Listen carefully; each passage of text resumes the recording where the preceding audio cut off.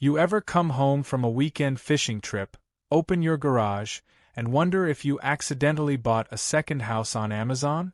Because that's what it looked like. My entire garage, and part of my shed, was filled to the brim with cardboard boxes. Stacked. Labeled.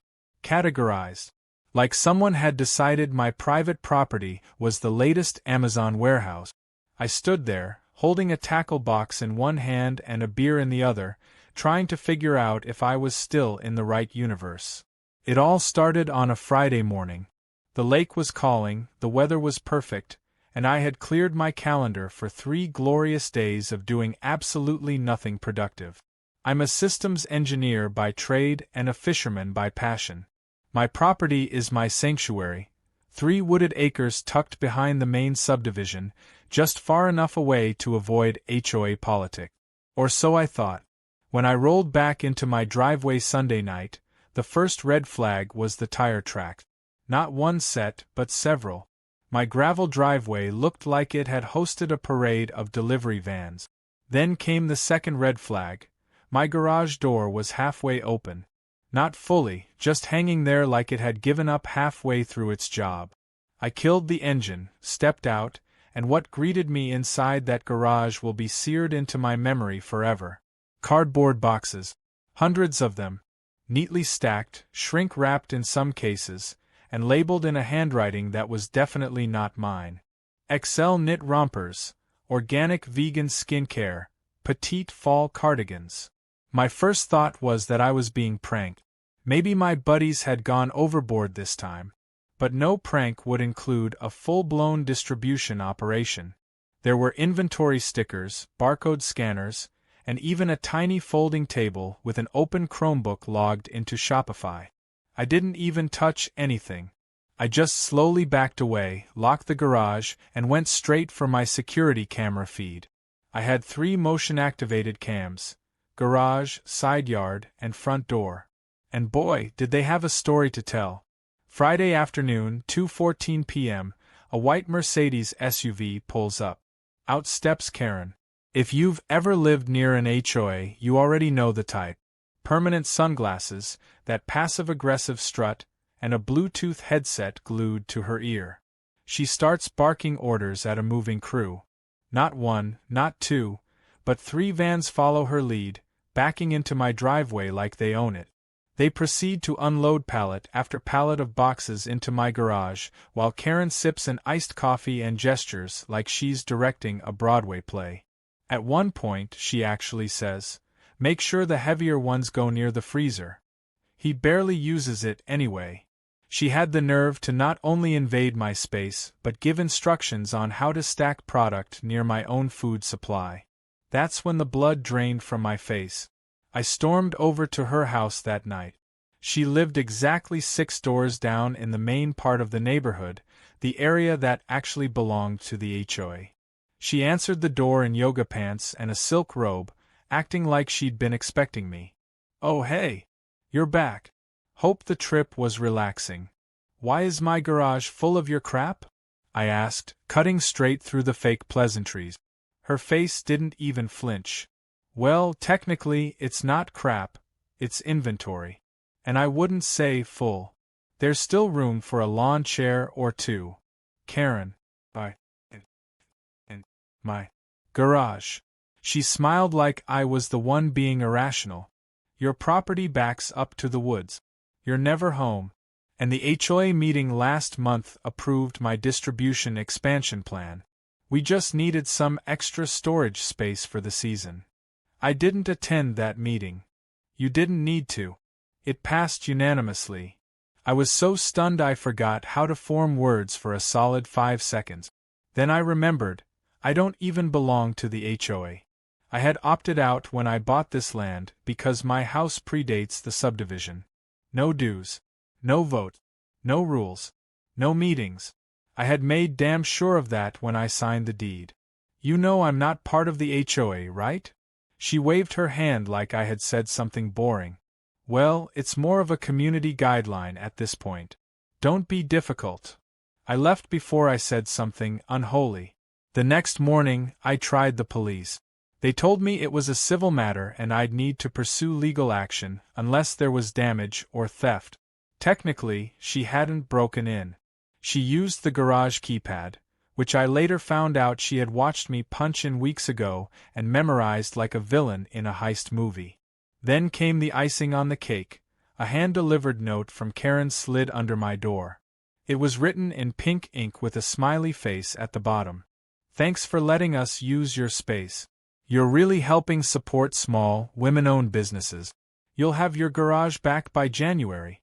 Much love, Kay." January. It was October. That night, I sat in my living room, staring at my useless freezer, my blocked-in toolbox, and the audacity that was Karen. My dog kept whining at the garage door, probably wondering why the smell of lavender soaps and synthetic polyester had overtaken the usual scent of bait and motor oil. I wasn't even mad at that point. I was impressed.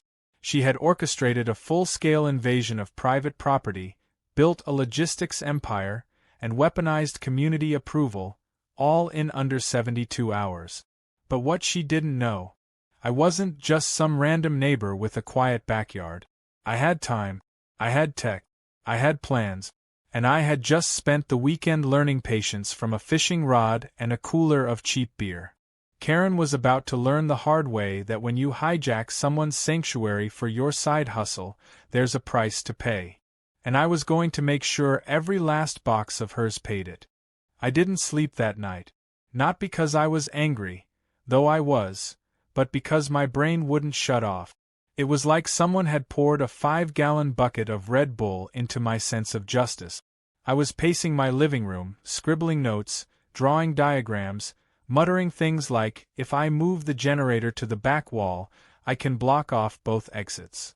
My dog sat in the corner, tail thumping every time I said Karen's name, as if he knew a storm was coming. And oh, was it! First thing in the morning, I changed the code on my garage keypad and installed a biometric deadbolt, fingerprint only. No more keypad snooping for Karen.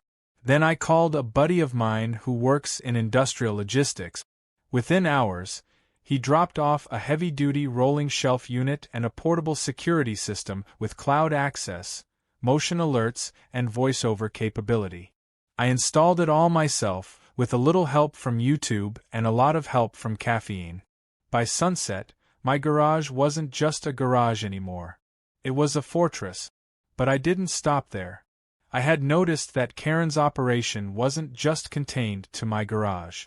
Her packages came and went on a schedule, usually in the late afternoon, when delivery drivers pulled up and loaded from a rolling rack she'd stashed under a tarp near my shed.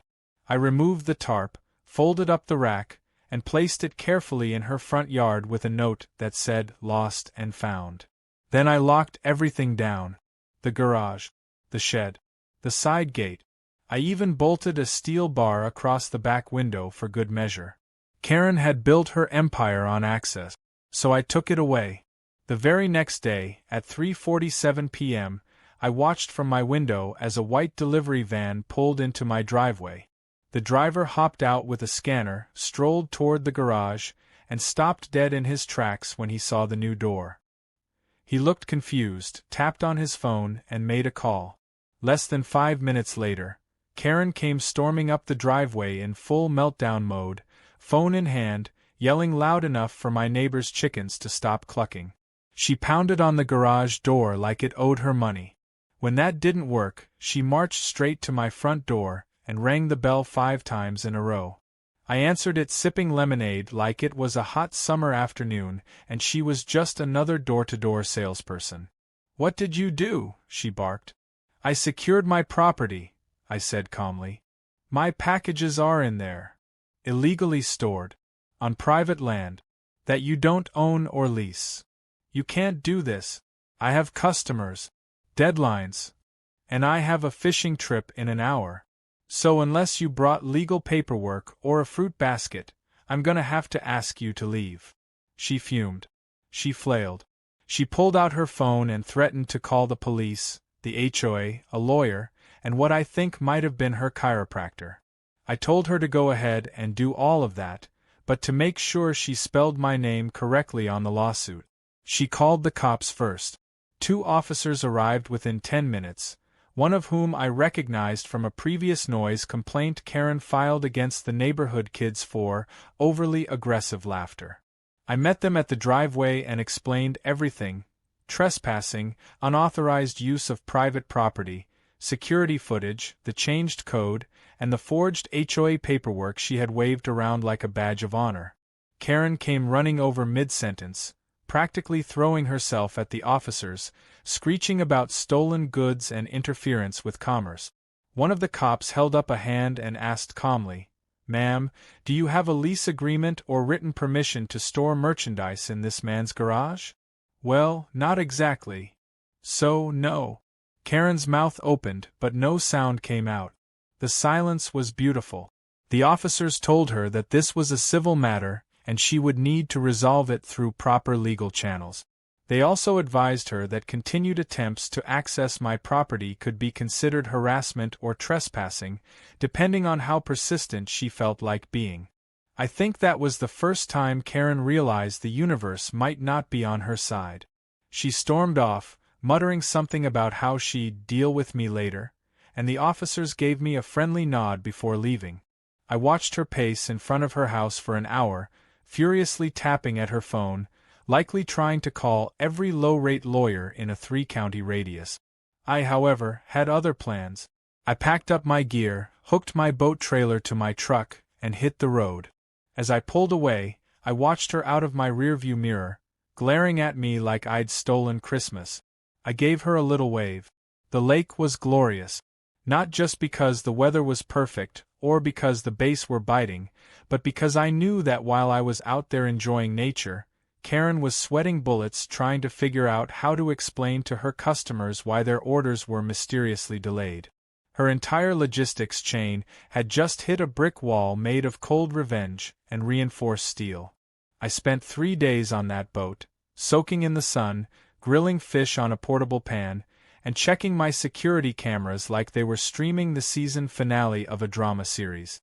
I watched her send multiple delivery drivers to my property, only for them to turn around. I watched her drag a dolly down the street and stand outside my gate like a child who forgot the password to their own clubhouse.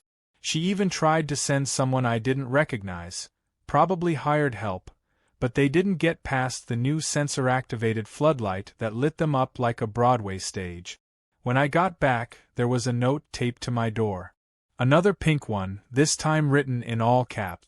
"You're ruining my business. I hope you're happy." There was no signature, but the scent of lavender hand lotion gave her away. I framed the note, hung it right above the dartboard in my man cave. Every time I throw a dart, I aim for the word ruining. What Karen hadn't yet realized was that this wasn't just about storage space. She had violated a boundary, literally and figuratively. She had assumed that because I was quiet, I was compliant. Because I minded my own business, I wouldn't mind hers either. She had built a castle out of cardboard on land she didn't own and was now shocked that the ground was crumbling beneath her feet. But this was just the beginning.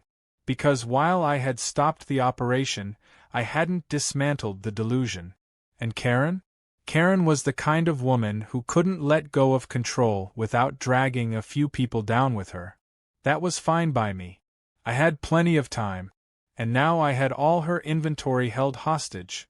By accident, of course. All I had to do was wait for her next move. I didn't even have time to enjoy my newly reclaimed garage before Karen launched her next counterattack. I should have seen it coming. For someone who had the audacity to fill my garage with retail inventory without permission, naturally her next move would be equally unhinged and poorly thought out. It started with a mysterious tapping noise in the middle of the night. At first, I thought it was just the wind or maybe a raccoon knocking over one of the trash bins. But when I checked the security feed, there she was.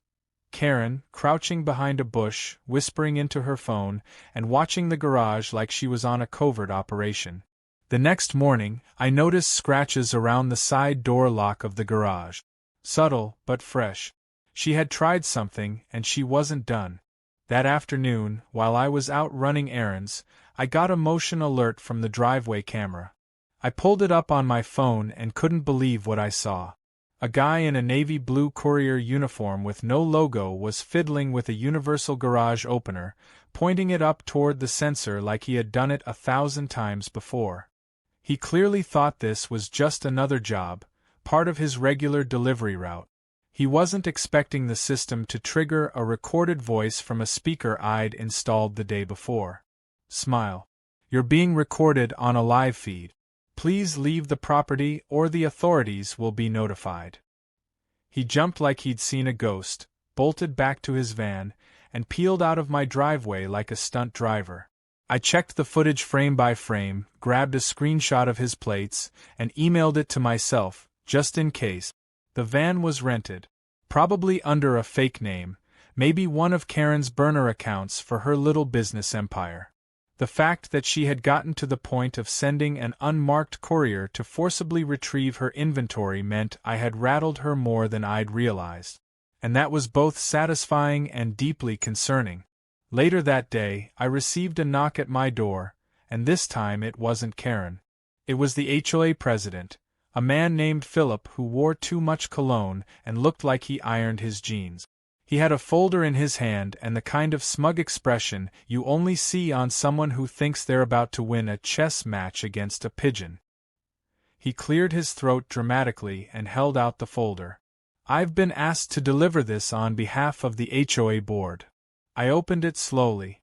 Inside was a formal letter, full of lawyer-sounding words and passive-aggressive phrasing, demanding that I release the impounded inventory to its rightful owner or face civil penalties and potential legal action as outlined in the HOA bylaws. It was printed on thick paper, as if that somehow made it more legitimate. I looked up at Philip and smiled. Do you see this fence? I pointed to the wooden line that separated my property from the rest of the neighborhood. Everything on this side of it is outside your jurisdiction. This house and this land predate your entire subdivision. I'm not part of your HOA. I have the original land deed and exemption paperwork to prove it. Philip shifted uncomfortably. I could tell he hadn't expected resistance. Maybe Karen had told him I was just some clueless loner who didn't know how to handle confrontation. Regardless, he said, trying to regain composure, we believe it's in everyone's best interest if you just return the merchandise and avoid escalation. Oh, I agree, I said, stepping closer. You should definitely tell Karen to collect her inventory legally. With a police escort. Or a court order. Otherwise, the only thing escalating will be the charges I file for breaking and entering. He left shortly after, mumbling something about reviewing the paperwork. I wasn't worried. I had everything documented, time-stamped, and backed up. And since they wanted to play legal games, I decided it was time to step up my own. That night, I sent Karen an invoice. Not a fake one. A real, itemized bill. It included storage fees, power usage, loss of access to personal property, and stress compensation. At the bottom, I added a note. Payment accepted in cash, check, or court settlement. Late fees apply. I attached the invoice to the gate leading to the garage and posted a copy on her boutique's Facebook page using a throwaway account. That was when things really started to unravel for her. The next day, I started getting strange messages from people asking if I was the guy with the kidnapped boutique. Apparently, someone had posted about the situation on a local neighborhood group, and it had gone semi-viral. People were sharing it with captions like, HOA Nightmare Gone Wild, and Local Karen Starts Guerrilla Amazon. A local podcast even reached out for a guest appearance, but I declined. I wasn't interested in fame. I just wanted my property back to normal and Karen out of my life. But the media attention wasn't kind to her. Within 24 hours, reviews on her business started tanking. Comments like, held inventory hostage from a neighbor, and supports trespassing flooded her store pages. She tried to spin the narrative, claiming I had agreed to help and then changed my mind out of spite. Unfortunately for her, I had already uploaded the footage of her moving crew unloading boxes without my knowledge, and the video caught fire. Even people outside the community started chiming in. Things reached a new level when one of the packages, carelessly stacked near my freezer, fell and split open. I didn't open it deliberately, it literally broke on its own. Inside were items that looked like name-brand skincare, but the labels were off, misspelled words, sketchy ingredient lists, and packaging that didn't match anything sold in stores. I looked it up and, sure enough, a few brands had already issued warnings about counterfeit products floating around in online boutiques. Now this wasn't just a petty property dispute. It was potential fraud. I documented everything, took photos, and forwarded them to the companies listed on the boxes. Within a few days, one of them got back to me. They thanked me for the heads-up and said they were escalating it to their legal department. I figured I'd done my civic duty.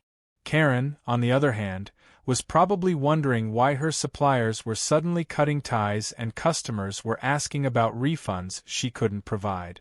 Her enterprise was collapsing from the inside out, and the walls were closing in fast. She had built her kingdom on the illusion of control. A garage she didn't own, merchandise she didn't fully understand, and a network of enablers who thought she could do no wrong. But now all of it was slipping through her fingers. And me? I was just getting started. Karen thought locking me out of my own garage was going to be the worst part of this war. What she didn't realize was that I hadn't even opened my toolbox yet. By the time the cease and desist letter hit my inbox, I was already 2 steps ahead. Karen had finally gone full scorched earth. Her boutique's online presence was in shambles, her customer base was turning on her like a pack of caffeinated squirrels, and she had the nerve to accuse me of defamation, interference with her business, and emotional distress. The letter was written in legalese, obviously drafted by some underpaid paralegal from one of those billboard law firms that handle both divorce cases and dog bite. I read it once, twice, then forwarded it to my own attorney with a subject line that read, "This is gonna be fun." My lawyer, Jessica, was a friend from college who had once sued a bank into oblivion after they accidentally repossessed the wrong house. She lived for nonsense like this. Within hours, she sent back a draft response that not only dismantled every accusation Karen made but included a countersuit threat of our own: trespassing, illegal use of private property, attempted forced entry, and yes, even intentional infliction of emotional distress. We attached the security footage, a timeline of events, and of course, the forged HOA approval Karen had tried to use like a golden ticket. Jessica even highlighted the part of the subdivision covenant that proved my land wasn't under HOA control. I couldn't have been more legally insulated if I'd built my house inside a law library. When Karen received the response, she didn't come storming down the street this time. No dramatic entrance, no clipboard, no screams about how I was ruining everything. She went quiet. That was new. But quiet for Karen didn't mean surrender. It meant she was cooking up something behind the scenes. I didn't have to wait long to find out what it was. 2 days later, a process server showed up at my door with a small claims court summons. Karen was suing me for damages related to lost income, business interruption, and illegal seizure of personal property. The amount? $15,000. She had even included a printed screenshot of her boutique's sales dashboard with a giant red arrow pointing at the sales drop-off after her inventory got trapped. There were annotations. She used highlighters. I almost laughed right there in front of the server, but I kept it together. I took the paperwork, thanked him politely, and shut the door. Then I cracked open a beer, put my feet up, and called Jessica. She didn't laugh either, she howled. Then she said, "Let's go win a court case." Court was scheduled 2 weeks out, which gave me plenty of time to prepare. I organized every piece of footage, every invoice, every note Karen had ever slid under my door, and even the clip of her shouting at a delivery guy in my driveway. I compiled witness statements from neighbors who had seen the moving trucks, some of whom were more than happy to speak out now that Karen's social capital had evaporated. One even offered to bring popcorn to court. I respectfully declined, though the gesture was appreciated. When the day came, the courtroom was small, more of a large office really. Karen showed up wearing a blazer that still had the tag attached and holding a bright pink binder labeled, Exhibits. She strutted in like she'd already won. I arrived with Jessica, who carried her documents in a sleek black leather folder that looked like it could hold launch code. The judge, a man with reading glasses that kept sliding down his nose, called us to order. Karen launched into her argument with the passion of a reality TV contestant on elimination night. She claimed I had agreed to let her use my garage, that I had changed my mind without warning, and that I had maliciously locked up thousands of dollars of inventory, causing her irreparable harm. She teared up halfway through her speech, dabbing her eyes with a monogrammed handkerchief like she was starring in a courtroom drama. The judge listened politely, nodded, and then turned to us. Jessica stood up, calm as ever, and laid out our case. She presented video evidence showing the unauthorized move-in, highlighted the absence of any written agreement, and walked the judge through the legal exemption of my property from HOA jurisdiction. She even pointed out that Karen's use of my space was not only unauthorized but potentially criminal, especially once the counterfeit products came into play. When Jessica showed the judge the forged approval form, complete with Karen's own handwriting, the judge actually sighed. Loudly. When it came time for closing remarks, Karen made one last desperate plea, insisting I was just trying to destroy her because I didn't support women entrepreneurs. The judge gave her a long, tired look, turned to me, and said, "Do you have anything to say?" I stood up, glanced at Karen, then said, "I like fishing. That's why I moved out here. Quiet property, no HOA drama. I didn't agree to any of this. I didn't want any of this. But when someone treats your home like their warehouse, you either roll over or you anchor down. I chose the anchor." The judge ruled in our favor. Not only was Karen's claim dismissed, but the judge ordered her to pay for court costs and issued a formal warning about future trespassing. He even made a point to call her actions egregiously entitled. Karen stood there stunned, her binder dangling from her hands like it had lost all structural integrity. The fallout was immediate. A few hours after the ruling, I saw Karen outside, dragging boxes out of her garage into a rental van. Not my garage, hers. She looked exhausted, broken even. But there was no sympathy left in me. She had tried to hijack my home, weaponize her victimhood, and bury me under a pile of shipping labels.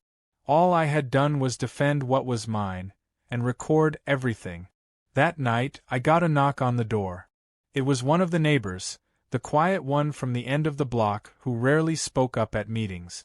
He handed me a six-pack and said, "You're a legend. You should run for HOA president."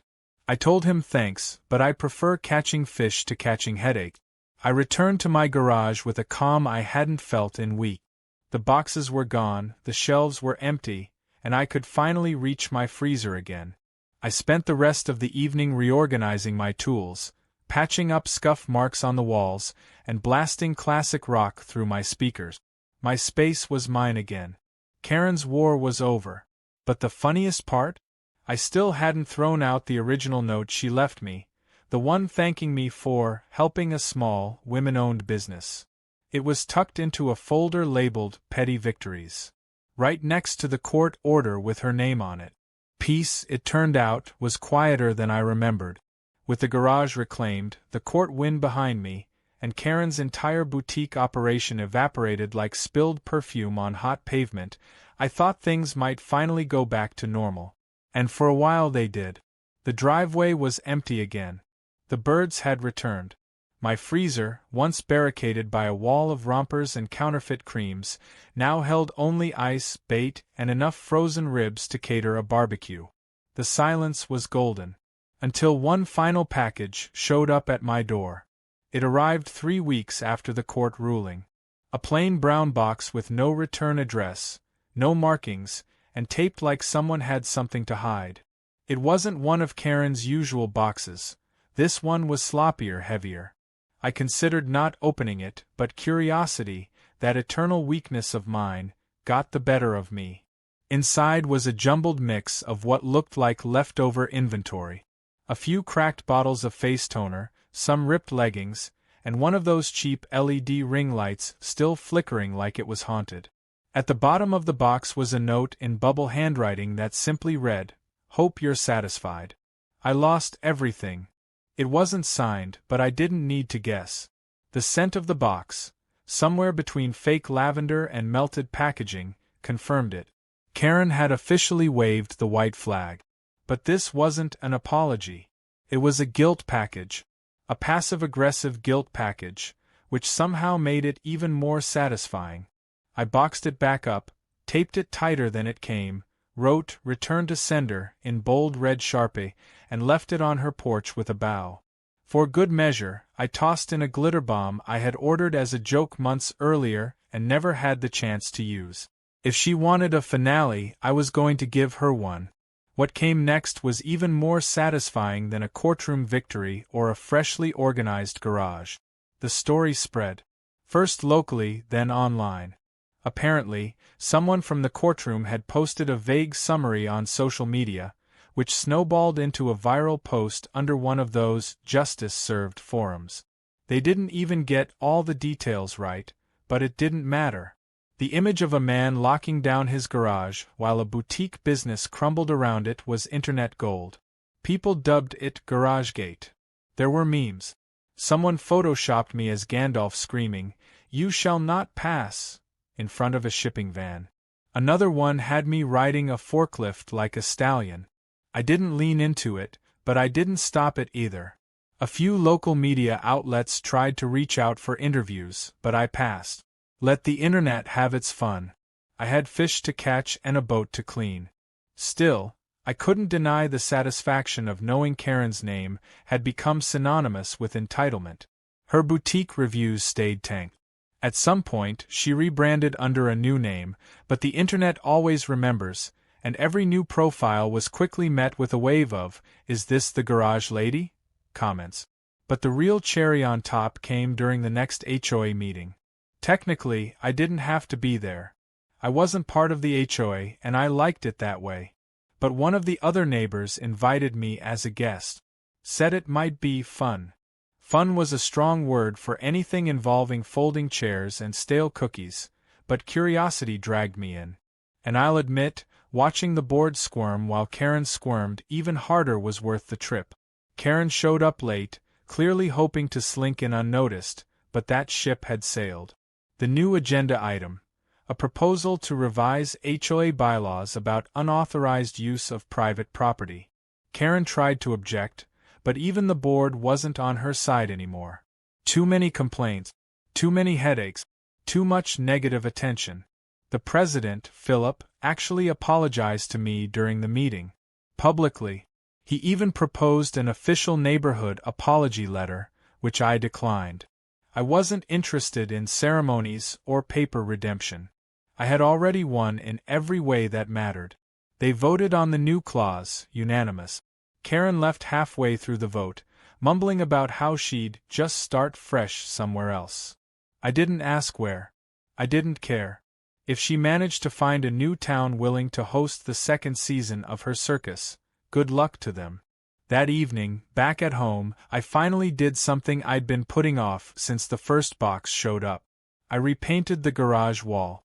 The one with the scuff marks from her crates, the spot that had reminded me every day of how far it all went. I gave it a fresh coat of sea gray, something cool, calm, and undramatic. When it dried, I hung up a new sign. Nothing flashy. Just one word carved into reclaimed wood. Mine. And it was. All of it. The garage, the land, the peace. Mine. One last thing happened that made me laugh harder than anything else. A week later, I got a package. This one intentional. It was from a group of my neighbors. Inside was a t-shirt with a custom print. A cartoon version of me holding a fishing rod in one hand and a "No Trespassing" sign in the other. Underneath it read, "Neighborhood Logistics Manager." It was dumb. It was corny. And I wore it the very next time I went fishing. Karen underestimated me because I didn't shout. Because I didn't call the cops immediately or post a screaming rant on Facebook. She thought I was passive, easy to steamroll. But what she failed to realize is that silence doesn't mean weakness. Sometimes it means strategy. Sometimes it means someone sharpening a response that's going to hit way harder than yelling ever could. She used my property like it was a blank check. She assumed access meant ownership, that her urgency trumped my autonomy. But what she forgot, and what the universe reminded her in glorious, glitter-bombed fashion, is that every action has consequences, and every entitled move digs a deeper hole. Karen came in like a whirlwind, built a kingdom on someone else's foundation, and then watched it collapse piece by piece, while I went boating. And if there's any lesson in all of this, it's simple. Don't mess with a quiet guy who likes his garage tidy and his weekends on the water. Because sometimes, petty isn't just satisfying, it's justice with a side of sunburn and just the right amount of revenge.